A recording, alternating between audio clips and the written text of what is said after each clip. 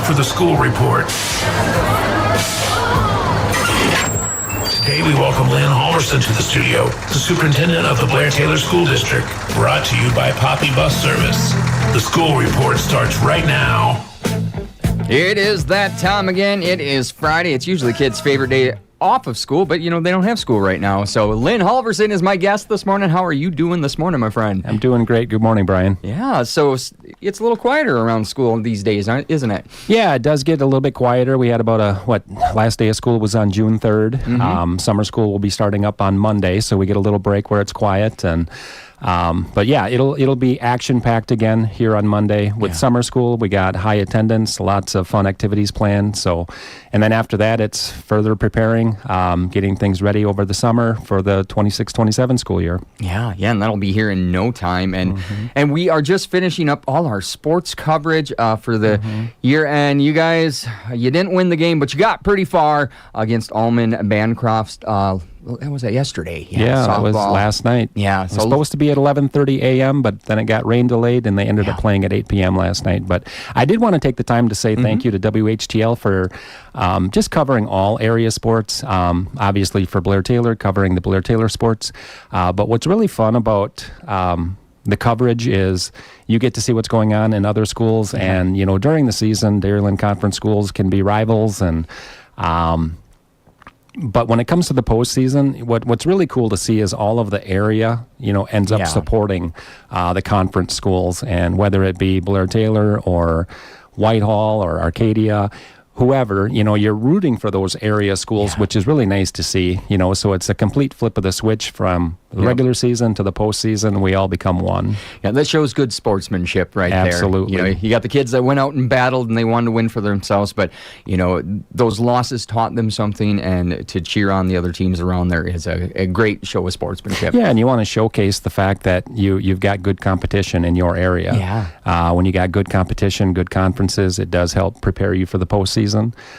So those rivalries really pay off when the regular season is done. Yeah, exactly. And you had, like I said, softball was yesterday, so that was the end for you guys there. Yeah. And much more coming up. So do we want to cover any more on softball and sports? I just want to give a shout out, obviously, to the coaching staff for the softball team, the softball players, the way that they carry themselves. They made a great run to make it to state. That's a grand accomplishment, and some of these girls were also on the state volleyball team, so what an experience for those girls that are in volleyball and softball to make it to state in both. Some of those girls had an amazing girls basketball season as well, but the softball team ended up being 21-8 on the season, which is an impressive record. They did play Almond Bancroft a couple of weeks ago. That was a 7-1 game. Then I think it ended up being 11-6 yesterday. They battled hard. I was talking to Steve a little bit prior, and the weather conditions and all of that stuff, and it that may have played a little bit of a factor, but the big thing is that both teams are playing under the same conditions, psychologically, gearing up, anticipating that 11:30 a.m. game, and then kind of deflating and having to wait 8.5 hours. But in the end, both teams had those same circumstances, and obviously I wish well to Almond Bancroft as they take on Belmont. So that'll be a great game as well. But just overall a shout out also to our community. When the volleyball team made it to state, there was all kinds of support from the community. And the same thing panned out with the softball team. They had a big send-off on Wednesday at 1:30 p.m. Area businesses pitch in and they help how they can. Something that was pretty special is Rise and Shine. They invited the girls softball team in for breakfast, and so they had pictures. So our community is just really amazing, and our community always shows up. Our community, whether it be sports or fine arts or whatever, but in May there was a 2-week span where I had gone to several events, and every single event was jam-packed. In that 2-week span, I went to a choir concert, highly attended by the community, a band concert, highly attended, a grade 3 through 5 concert, highly attended, baseball playoffs, highly attended, softball, highly attended, cheering on Kyle Jarr with sectional golf at Trumpelow Mountain. Yeah. So in the end, the community always shows up, and there's a lot of areas that kids excel, whether it be in youth apprenticeship or sports or the fine arts. The community really, really supports, and very fortunate. Yeah, it's great to have such a supportive community like that. And, part of that is you got a good school there, and you got a good staff that helps with these kids and brings them into all these things. So you got some staff shout-outs you'd like to give this year, huh? Yeah, at the end of the year, we didn't have any retirements this year. That's good, then. Which is a good thing. Yeah. No retirements, but we do always celebrate our milestone staff members. Some of those milestone staff members would be 5 years. They've been at Blair-Taylor for 5 years. That would be Daisy Aguilar. She's a middle school, high school admin assistant. Taylor Bowe, he's a special ed teacher at the high school level. Ella Gelder. She was a paraprofessional that got her teaching degree, and she's transitioning into the third grade classroom as a teacher. Becca Iverson serves as a paraprofessional. Kelly Kidd, an administrative assistant. Greta Munson, an agriculture teacher. And I've mentioned her a few times before because she's busy doing stuff all the time. But all of those individuals have been at Blair-Taylor for 5 years, and I wanted to say congrats to them. 10 years. One of my first hires was Cassandra Cable. She has served as a kindergarten and first grade teacher for the past 10 years at Blair-Taylor. Okay. Tammy Stensven and Kim Sweet both serve in the nutritional services department at Blair-Taylor. They've all been there for 10 years. Then jumping up, we had no 15, no 20 year, but we have 25-year veterans of Blair-Taylor. They include Andy Nearing, who's been teaching fourth grade at Blair-Taylor, and he actually graduated from Blair-Taylor. Kathy Slenska serves as a special ed teacher. She has served at the elementary as a special ed teacher, as well as the middle school as a special ed teacher. And then jumping to 30 years, we got Darren Briggs, who actually, when I was in high school, he served as a substitute in some of my classrooms. But he has been at Blair-Taylor for 30 years as a third grade teacher. Kim Nearing, 4K teacher, and she actually taught both of my kids when they were in 4K. And Kathy Smikrud, 30 years as a paraprofessional at Blair-Taylor. Kathy Smikrud, talked to her a little bit, and she said, time flies when you're having fun, so... And then the culmination, the big one, is 35 years at Blair-Taylor. That would be Julie Gappa. Julie Gappa is an amazing lady in the fact that she taught first grade for a number of years. And then we had a need for a elementary music teacher. She had the talent, so she did get her certification for elementary music, and she's been serving as the elementary music teacher for the last, 6-7 years, I believe. She does an amazing job. If you've gone to an elementary concert, you know the talents that she has. So big congratulations to all of those individuals, and especially Julie Gappa for 35 years at Blair-Taylor. Yeah, wow, what quite a 35 years. That's a long time. Yes, yes, it's a while. You gotta love it though to do it that long. I'm assuming. Yes, and there's no doubt they all still love what they do. They enjoy coming to work, and like any occupation, you've got good days and bad days. But as long as you have a lot more good days than bad days, it's a successful choice. Yep. Well, since summer is here, you've talked a little summer school coming up and stuff like that. But there's probably some tasks you're doing around the school. Are you getting it all shined up and ready for the new year? Yeah, the perception is that, summer we hit pause and we just kind of wait around until August, but there's a lot of stuff that needs to get done over the summertime. Some of that stuff includes Mike Johnson and Luke Solberg. They're our maintenance guys. They're in charge of not only keeping up with the tasks of the growing grass and weed eating, but they got a cleaning crew, and they're clearing out classrooms, and they are waxing classrooms. They're waxing the hallways. We're replacing some carpets. So there's a lot of plates spinning. A lot of stuff that needs to get done in this next 2 months, because we do start school a little bit earlier with that waiver that we got. I mentioned earlier that in-service starts on August 12th already, and kids come back on August 20th. Yep. So we got a shorter window this summer to get everything done. But other things would be just our office crew. I just want to give a shout out to Jessica Leon. She is our district bookkeeper, and all of the things that she does, not only throughout the year, but then over the summer, with the financial audit over the summer with Johnson Block, making sure that that's taken care of. as staff choose other opportunities or come into the district, making sure that insurance is taken care of. So all of those human resources tasks, she's extremely knowledgeable, and we wouldn't quite know what to do without Jessica Lynn, so thank you to her. Crystal Swino, lots of stuff gets ordered over the summertime. We got to replenish our educational supplies. Crystal Swino makes sure that everything gets ordered, everything gets delivered.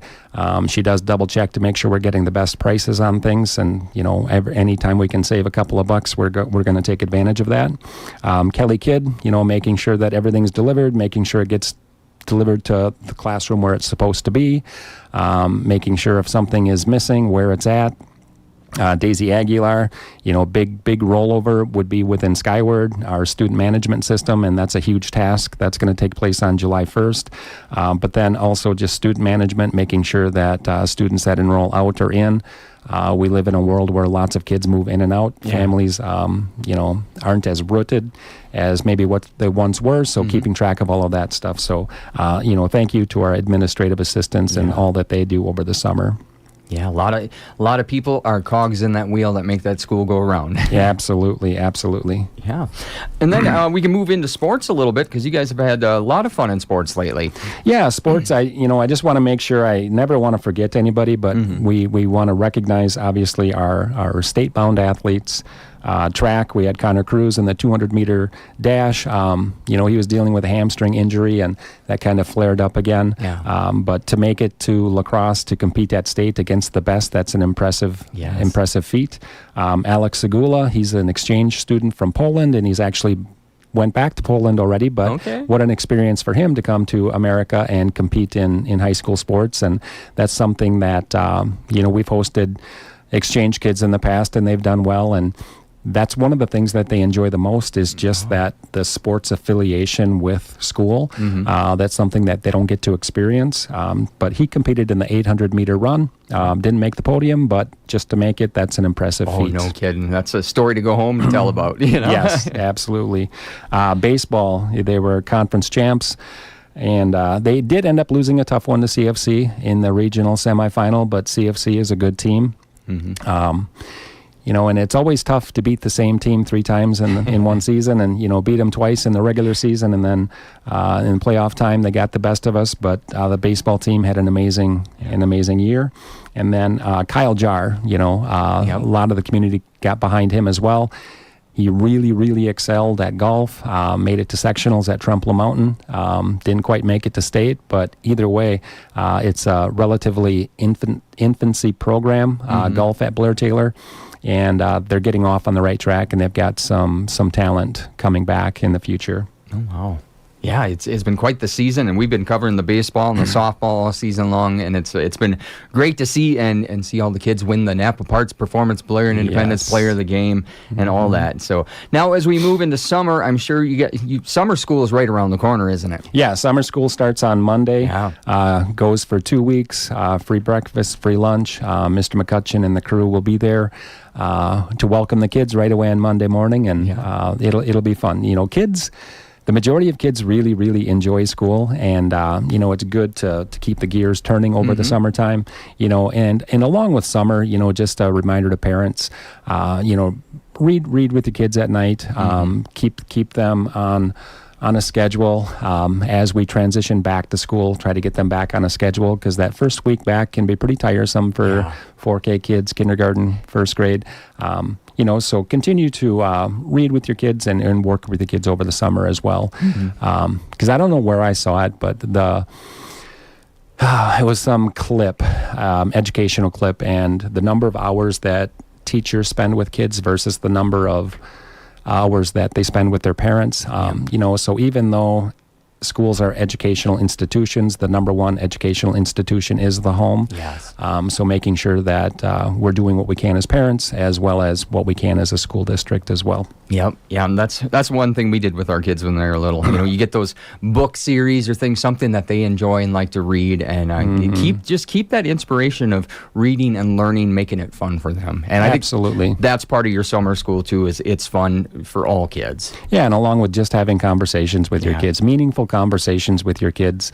It's easy to plug into technology, but eating supper as a family, having conversations, how the day go, having meaningful conversations is very beneficial to kids as well. Yep, exactly. And let's see, what do we got else here? The TVC full board meeting. You want to talk about that? Yeah, the other superintendents have talked about the TVC, and obviously we've talked about the TVC a lot as well. But we're trying to get a real reboot of the TVC.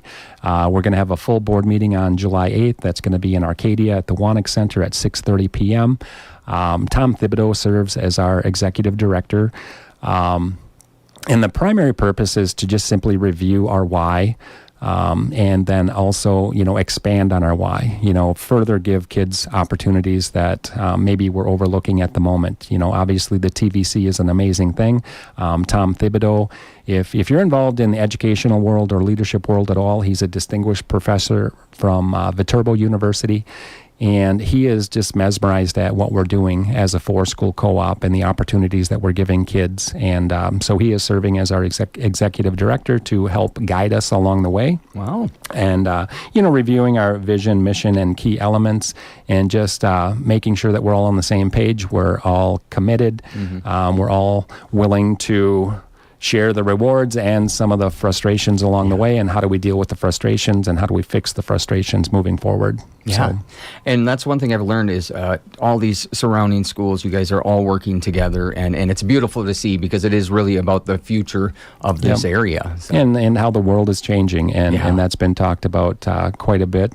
But a kid coming into 4K, what's the world going to look like when they graduate high school? And how do we respond to that? And how do we better their educational experience and increase their opportunities and increase their ability to pivot with the changing world?